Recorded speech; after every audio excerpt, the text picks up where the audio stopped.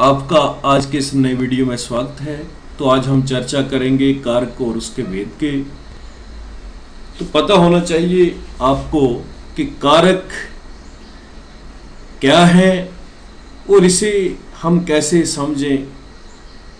तो बड़े आसान तरीके से मैं आपको इसे समझाने का प्रयास कर रहा हूं कि वाक्यों में जितने भी संज्ञा या सर्वनाम शब्द आते हैं उनका वाक्यों की क्रिया के साथ कोई ना कोई संबंध अवश्य रहता है। एक उदाहरण के द्वारा इसे समझने का प्रयास करते हैं। तो ये उदाहरण है, अध्यापक ने गिलास से पानी पिया। इस वाक्य में क्रिया है पीना। इस क्रिया को पूरी करने में तीन संज्ञाएं अध्यापक, गिलास और पानी अपनी भूमिका निभा रहे हैं। कहने का भाव ये है कि पीना क्रिया के साथ वाक्यों की तीनों संज्ञाएं किसी न किसी संबंध से जुड़ी हुई हैं। व्याकरण में इसी संबंध को कारक कहते हैं। कारक चिन्हों को ही प्रसर्ग भी कहते हैं। तो अब ये किसी न किसी संबंध से जुड़ी हुई है। ये बात जो है यहाँ समझने वाली। ये देखो, अध्यापक ने गिलास से, अध्यापक ने और गिलास से, यही वो संबंध है जो तीनों संज्ञाओं को पिया जो क्रिया है, पीना जो क्रिया है, इससे जोड़े हुए है। तो ये ने और से ही कारक चिन्ह है। इन्हें ही हम प्रसर्ग कहते हैं। तो अब हम जान लेते हैं कारक की परिभाषा कि कारक किसे कहते हैं। संज्ञा या सर्वनाम के जिस रूप और कार्यों से उसका संबंध वाक्यों में क्रिया से जाना जाए उसे कारक कहते हैं। अब संज्ञा और सर्वनाम के जिस रूप और कार्य से उसका संबंध वाक्यों में क्रिया से जाना जाए, तो उसका संबंध वाक्यों में क्रिया से किसके साथ जाना जाता है, किन शब्दों से जाना जाता है, वही जो है कारक है। कारक के भेद। कारक के 8 प्रकार होते हैं। अब आपको पता है कारक क्या है। कर्ता कारक, कर्म कारक, करण कारक, संप्रदान कारक, अपादान कारक, संबंध कारक, अधिकरण कारक और अंतिम है संबोधन कारक। अब इसके विभक्ति चिन्ह भी आपको पता है क्या है। तो थोड़ा सा आज आपको अलग लगेगा कि हमने जो शुरू से ही छोटी कक्षाओं से ही रटे थे उससे थोड़ा सा हटकर है यहाँ। अब कर्ता कारक, इसके विभक्ति चिन्ह देखो, ये कई बार बिना किसी चिन्ह के भी आता है। शून्य का मतलब ये है कि बिना किसी विभक्ति चिन्ह के आना। तो व्याकरण में क्रिया करने वाले को हम कर्ता कहते हैं। ठीक है। तो ने, से, को, के द्वारा भी ये कर्ता कारक जो है वो आता है। ये विभक्ति चिन्हों के साथ भी आता है। संज्ञा या सर्वनाम के जिस रूप से क्रिया के करने वाले का बोध होता है उसे कर्ता कारक कहते हैं। तो क्रिया के करने वाले का, संज्ञा या सर्वनाम के जिस रूप से क्रिया के करने वाले का बोध होता है उसे कर्ता कारक कहते हैं। अब देखो, यहाँ मोहन पुस्तक पढ़ता है, तो पुस्तक कौन पढ़ रहा है? मोहन। तो यहाँ कर्ता जो है प्रधान है। यहाँ पर कोई भी चिन्ह नहीं आया है, कारक चिन्ह। दूसरा उदाहरण देखिए, लड़के ने पुस्तक पढ़ी। तो किसने पढ़ी पुस्तक? लड़के। लड़का क्या है? कर्ता। यहाँ पर ने आ गया, कारक चिन्ह। अगला देखेंगे उदाहरण, लकड़हारे से पेड़ नहीं काटा जाता। तो यहाँ पर से, लकड़हारा, लकड़हारा क्या है? कर्ता है यहाँ पर, तो से इसका कारक चिन्ह आ गया। विद्यार्थियों को अच्छी अच्छी पुस्तकें पढ़नी चाहिए। तो को आ गया विद्यार्थियों को। विद्यार्थियों क्या है इसमें? कर्ता है, तो को कारक चिन्ह आ गया। प्रधानमंत्री के द्वारा शिलान्यास किया गया। तो किसके द्वारा किया गया शिलान्यास? प्रधानमंत्री के द्वारा। तो के द्वारा, प्रधानमंत्री क्या है यहाँ पर? कर्ता है, तो के द्वारा इसके साथ जो है ये विभक्ति चिन्ह आ गया है।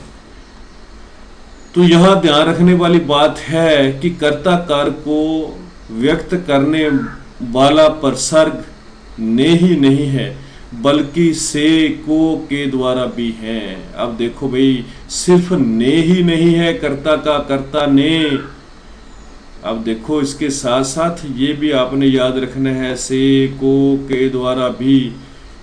ठीक है, अब आपको मैं आगे बताऊंगा। अब कर्म में भी से आ रहा है, यहां भी से आ रहा है, लेकिन फर्क क्या है, यहां से जो है वो कर्ता को ही व्यक्त करता है कि कर्ता के द्वारा ही वो हो रहा है। अब इसमें क्या है इसमें जिस पर क्रिया का फल या प्रभाव पड़ता है, अब आपको पता चलेगा कि क्रिया का प्रभाव किस पर पड़ रहा है। तो कर्म कारक में क्या जाता है, इसके कारक चिन्ह है को, से। संज्ञा या सर्वनाम के उस रूप को कर्म कारक कहते हैं जिस पर क्रिया का फल या प्रभाव पड़ता है। अब ये बातें आपने दो याद रखनी है यहाँ पर, उसका फल और प्रभाव का पड़ना। उदाहरण देखेंगे इसका, लड़का ढोल बजा रहा है, यहाँ पर कोई भी कारक चिन्ह नहीं आया। अब लड़का क्या है, ये ढोल को क्या कर रहा है, बजा रहा है। तो यहाँ पर मुख्य जो बिंदु है वो बजाना है, तो बजाना ढोल को। ठीक है, ढोल को जो है वो बजा रहा है, तो यहां पर इसका प्रभाव पड़ रहा है इस पर। लड़की ने कुत्ते को मारा, लड़की ने किसको मारा, कुत्ते को। ऊपर लड़का क्या बजा रहा था, ढोल बजा रहा था, तो यहां पर इसका फल क्रिया का प्रभाव इन पर पड़ रहा था। तो लड़की ने कुत्ते को मारा। ठीक है, तो इसमें क्या आ गया, को कारक आ गया यहां पर। मोहन मुझसे मिलने आया, तो से कारक चिन्ह आ गया। मोहन किससे मिलने आया, मुझसे। तो यहां पर ये बात जो है आपने ध्यान रखनी है, जिस पर क्रिया का फल या प्रभाव पड़ता है। ठीक है, तो पहले में क्या था, लड़का ढोल बजा रहा था, क्या बजा रहा था, ढोल को बजा रहा था। पहले ऐसे भी समझ आना है। लड़की ने किसे मारा, कुत्ते को मारा। मोहन किससे मिलने आया, मुझसे मिलने आया। तो ये जो चीजें हैं आपने यहां याद रखनी है। तो ये है आपका दूसरा कर्म कारक जिस पर क्रिया का फल या प्रभाव पड़ता है। तीसरा आ जाता है करण कारक। करण कारक के कारक चिन्ह है से और द्वारा। संज्ञा या सर्वनाम के जिस रूप को, संज्ञा या सर्वनाम के हम उस रूप को करण कारक कहते हैं जिससे क्रिया के साधन, कारण, रीति आदि का बोध होता है। तो आपने इसमें याद क्या रखना है, तीन चीजें याद रखनी है, साधन, कारण और रीति। अब देखो, पहला है उत्कर्ष, कलम से लिखता है। तो उत्कर्ष किससे लिख रहा है, कलम से। तो यहां पर आ गया कारक चिन्ह आपका से। ठीक है, तो क्या है, ये उसका साधन है, जिस साधन से वो कार्य कर रहा है, कलम जो है उसका साधन है। दूसरा उदाहरण देखिए, वह कोरोना से मरा। किससे मरा, कारण क्या बना इसका मरने का, कोरोना।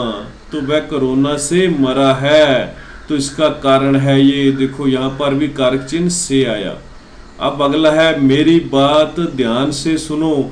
सब में यहाँ पर तीनों में ही जो कारक चिन्ह है वो से आया है। तो यहाँ पर क्या है, मेरी बात ध्यान से सुनो, तो ये है रीति, से कारक चिन्ह आया। अगला देखो आप, राम द्वारा रावण मारा गया। तो राम के द्वारा, द्वारा जो है यहाँ पर आ गया से द्वारा, राम द्वारा रावण मारा गया, द्वारा कारक चिन्ह इसमें है। तो कारण कारक के चिन्ह क्या है, से और द्वारा। ठीक है, तो आपने इस चीज का ध्यान रखना है। ये देखो इसमें क्या है, साधन, कारण, रीति, राम द्वारा। ठीक है, राम के द्वारा जो है रावण मारा गया। तो आपने ये विभक्ति चिन्ह जो है इनको विशेष रूप से याद रखना है। और ये तीन चीजें इस कारण कारक में, साधन, कारण और रीति। संप्रदान कारक को देख लेते हैं। अगला चौथा भेद है कारक का, संप्रदान कारक। इसके विभक्ति चिन्ह है को, के लिए। अब ये को के लिए किस संदर्भ में आएंगे, ये है बात समझने वाली। संज्ञा या सर्वनाम के जिस रूप के लिए क्रिया की जाए, अर्थात जिसे कुछ दिए जाने का या जिसके लिए क्रिया करने का बोध हो।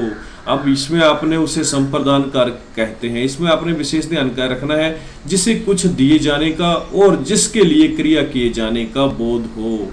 अब जिसे कुछ दिए जाने का और क्रिया किए जाए जिसके लिए बोध हो। उसमें संप्रदान कारक होता है। संप्रदान कारक को बड़े सरल शब्दों में समझना चाहिए हमें कि इसमें किसी को कुछ दिए जाने का और उसके लिए कार्य किए जाने का, क्रिया किए जाने का बोध होता है। अब अध्यापक विद्यार्थियों के लिए पुस्तकें लाया, तो अध्यापक किसके लिए लाया? विद्यार्थियों के लिए। तो विद्यार्थियों को पुस्तकें दिए जाने का इसमें बोध हो रहा है, तो कुछ दिए जाने का जिसमें बोध होता है, तो के लिए इसमें आ गया कारक चिन्ह। अगला देखो, मैंने सक्षम को 20 रुपए दिए। अब किसे दिए 20 रुपए? सक्षम को, तो उसे कुछ दिए जाने का ही बोध हो रहा है यहाँ पर, ठीक है। तो को कारक चिन्ह आया है।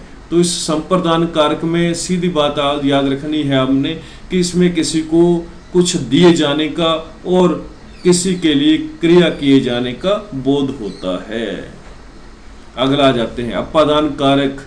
हम जो आज तक पढ़ते चले आए हैं और आज जो मैं आपको बताने जा रहा हूं इसमें आपको अंतर अवश्य दिखेगा। अपादान कारक हम कहते थे से जुदाई, कि जिससे बिछड़ने का भाव हो, ना केवल बिछड़ने का भाव होता है अपादान से, बल्कि इसमें और भी बातें जो है समाहित रहती हैं। अब आप देखेंगे क्या क्या समाहित रहते हैं। संज्ञा या सर्वनाम के जिस रूप से पृथकता होता है वो बिछड़ने का भाव, अलग होने का भाव। तुलना, इसमें कंपैरिजन भी होता है। इसमें दूरी, डिस्टेंस भी आता है। उत्पत्ति और स्रोत का भी बोध होता है, उसे हम अपादान कारक कहते हैं। अब देखो, संज्ञा या सर्वनाम के जिस रूप से पृथकता, तुलना, दूरी, उत्पत्ति, स्रोत आदि का बोध हो उसे अपादान कारक कहते हैं। और ना केवल इसमें बिछुड़ना ही है, जुदाई ही है, बल्कि अन्य चीजें भी हैं। अब उदाहरण देखेंगे हम इसका। पेड़ से पत्ता गिरता है, ये है अलग होने का भाव, पृथकता है ये, ठीक है। अब इन सब में जो है ने ही प्रसर्ग आता है, ने ही कारक चिन्ह आता है। अब प्रसर्ग को ही हम कारक चिन्ह भी कहते हैं। तो कई बार मेरे मुंह से प्रसर्ग निकल रहा है तो उसको आपने कारक चिन्ह ही समझना है, क्योंकि दोनों जो है समान ही हैं। कारक चिन्ह भी कह लेते हैं इसे और प्रसर्ग भी कह लेते हैं, विभक्ति चिन्ह भी कह लेते हैं। अपादान कारक में से ही विभक्ति चिन्ह है, इसका से ही कारक चिन्ह है, से ही इसका प्रसर्ग है। तो पेड़ से पत्ता गिरता है। दूसरा तुलना देखते हैं हम, मोहन से सोहन अच्छा है। तो मोहन और सोहन में कंपैरिजन, यहाँ पर तुलना दिखाई दे रही है आपको। चंडीगढ़ से दिल्ली 500 किलोमीटर दूर है, तो यहाँ पर क्या है, दूरी दर्शाई जा रही है। प्रसर्ग सब में से ही आ रहा है। अब अगला देखो, दूध से दही बनता है, तो उत्पत्ति है इसमें। गंगा हिमालय से निकलती है, तो ये स्रोत पता चलता है कि गंगा के निकलने का सोर्स क्या है, स्रोत क्या है, तो हिमालय से निकलती है, गंगोत्री से निकलती है। तो ये आपको आसानी से समझ आ जाएगा। हम जब प्रतियोगी परीक्षाओं में जाते हैं तो वहाँ पर भी इस ढंग से उदाहरण रख दिए जाते हैं ताकि जो परीक्षार्थी है उसको समस्या अवश्य आए, क्योंकि जो पेपर सेटर है उसका भी लक्ष्य ये रहता है कि थोड़ा सा जो परीक्षार्थी है उसको उलझाया जाए। तो वहाँ पर ये दे दिया जाएगा अपादान कारक का उदाहरण कि मोहन से सोहन अच्छा है। तो हमने क्या याद रखा होता है अपादान में, से जुदाई, से जुदाई। हम इस चीज को रटते रहते हैं कि अलग होने का भाव है इसमें। यहाँ पर जब तुलना आ जाएगी तो हम अवश्य इसमें कंफ्यूज हो जाएंगे, परेशान हो जाएंगे, तो ये गलत होने की संभावना हो जाती है। तो इसे भी आपने विशेष रूप से याद रखना है। संबंध कारक। अब संबंध कारक क्या है, इसमें संबंध दर्शाया जा रहा है। तो संबंध दर्शाने वाले कारक चिन्ह है का, के, की, रा, रे, री, ना, ने, नी। अब इसका आप देखेंगे, संज्ञा सर्वनाम का जो रूप एक वस्तु का दूसरी वस्तु के साथ संबंध प्रकट करे उसे हम संबंध कारक कहते हैं।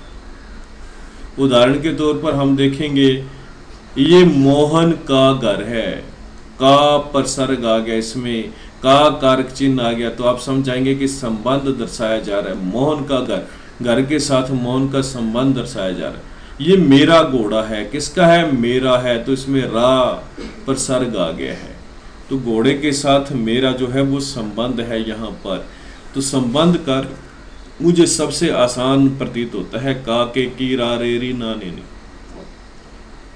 तो उसमें आपको आसानी से समझ आ जाता है कि ये मोहन का घर है। किसका घर है? मोहन का। ये घोड़ा किसका है? मेरा है। तो ये संबंध जो है वो बड़ी आसानी से आपको समझ आएगा। अगला है अधिकरण कारक। इसके प्रसर्ग है में पर। संज्ञा या सर्वनाम के जिस रूप से क्रिया के आधार का बोध हो उसे अधिकरण कारक कहते हैं। कि क्रिया कहाँ पर घटित हो रही है, उसका क्या आधार है, वो आपको देखने को इसमें मिलेगा। उदाहरण देखेंगे, बच्चे छत पर खेल रहे हैं। इसमें भी कहाँ पर खेल रहे हैं? छत पर।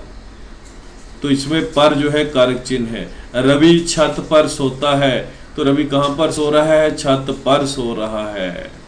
पिताजी घर में हैं, तो में प्रसर्ग है इसका। पिताजी कहाँ पर हैं? घर में हैं। में और पर, ये देखो, जहां पर में और पर लगा रहेगा वहां पर अधिकरण कारक होगा। बिल्ली रसोई में है, तो बिल्ली कहाँ पर है? रसोई में है। में कारक चिन्ह आ गया। ठीक है, तो क्रिया का आधार जो है इसमें प्रकट हो रहा है। अगला संबोधन कारक हम देखते हैं। संबोधन, सबको पता है किसी को संबोधित करने का भाव, संबोधन का अर्थ पुकारना है। अतः जिस रूप से किसी को पुकारने या संबोधित करने का ज्ञान हो उसे संबोधन कारक कहते हैं। अब उदाहरण देख लेते हैं। हे ईश्वर हमारी रक्षा करो, तो किसे इसमें पुकारा जा रहा है? ईश्वर को। अरे भाई इधर मत बैठो, तो किसे कहा जा रहा है? इधर ना बैठने के लिए अपने भाई को संबोधित किया जा रहा है। ओ लड़के जरा इधर आना, तो किसे इधर आने के लिए पुकारा जा रहा है? लड़के को। तो ये जो है ये संबोधन कारक है। तो कारक चिन्हों में अवश्य थोड़ी बहुत दुविधा रहती है, कंफ्यूजन रहती है, लेकिन अगर हम इसका अभ्यास करेंगे तो ये दुविधा लंबे समय तक हमारे साथ नहीं चलेगी। तो जरूरत है थोड़ा सा इसका अभ्यास कर लें, थोड़ा सा इसकी प्रैक्टिस कर लें, क्योंकि हम भी जब परीक्षा में प्रश्न पत्र तैयार करते हैं तो उदाहरण ऐसे रखते हैं कि बच्चा थोड़ा सा उसमें कंफ्यूज अवश्य हो, कि बड़ी आसानी से बच्चे को कारक जो है वो ये न सोच ले कि मेरे अंक कारक में तो ऐसे आ जाएंगे। तो थोड़ा सा उलझाना ही लक्ष्य रहता है किसी भी परीक्षक का। तो कॉम्पिटिटिव एग्जाम्स में भी मैंने आपको बताया कि किस ढंग से उलझा दिया जाता है परीक्षार्थी को। तो ये है हमारा आज का ये जो टॉपिक था, कारक और उसके भेद, उसके प्रसर्ग, उसके कारक चिन्ह। तो मुझे उम्मीद है कि आपको ये जो टॉपिक है ये आसानी से समझ आ गया होगा। तो अगर मेरा वीडियो पसंद आए तो इसे लाइक करें, शेयर करें और मेरे चैनल हिंदी कपल को सब्सक्राइब करें।